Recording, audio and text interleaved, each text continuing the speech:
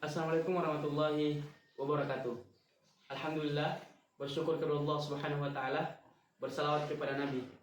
Baik, kali ini kita akan membahas definisi dari hukum pidana, apa itu pidana, apa itu sumber-sumber hukum pidana, dan sedikit menyinggung pemidanaan.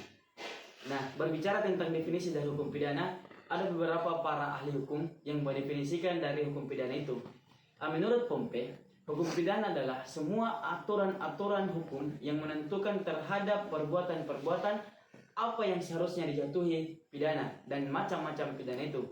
Sedangkan menurut Emaire ialah hukum pidana terdiri dari norma-norma yang berisi keharusan-keharusan dan larangan-larangan yang telah dikaitkan dengan suatu sanksi berupa hukuman.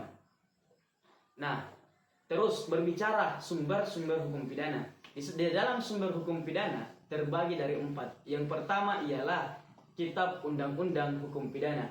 Yang kedua ialah undang-undang di luar KUHP. Apa itu? Sifatnya lebih khusus.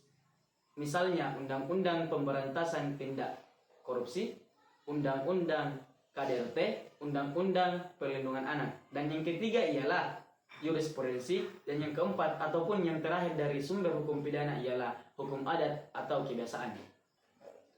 Nah, berbicara tentang pidana. Pidana menurut Prof. Barda Nawawi dan Prof. Muladi mengatakan bahwa pidana merupakan suatu penderitaan atau nestapa yang tidak menyenangkan.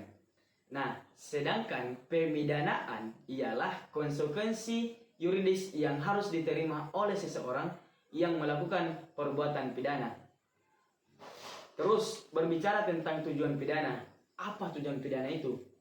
Jangan sampai ketika kita berbicara tentang tindak pidana ataupun ketika kita akan dikenakan yang namanya pidana, kita selalu memakai paradigma itu adalah suatu konsekuensi bahwasanya memang pada dasarnya mau tidak mau kita harus menerima yang namanya konsekuensi dari apa yang kita lakukan. Nah, adapun tujuan pidana yaitu yang pertama ialah mempengaruhi perilaku manusia agar kembali sesuai dengan aturan-aturan hukum.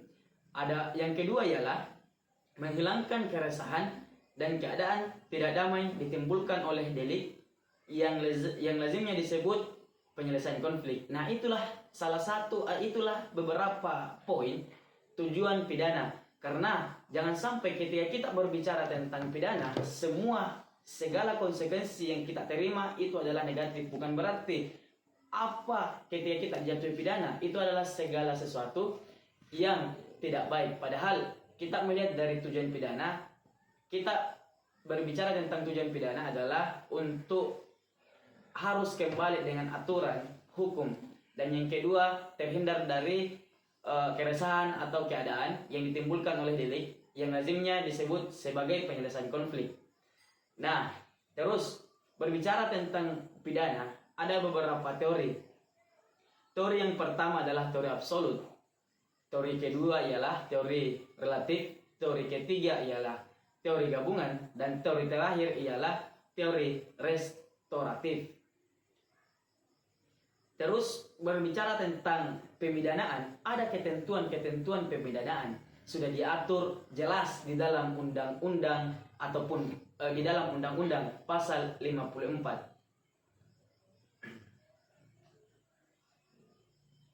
Adapun jenis-jenis pidana sudah diatur di dalam pasal 64. Pidana terdiri dari atas, pidana pokok, pidana tambahan, pidana yang bersifat khusus untuk tindak pidana tertentu yang telah ditentukan dalam undang-undang.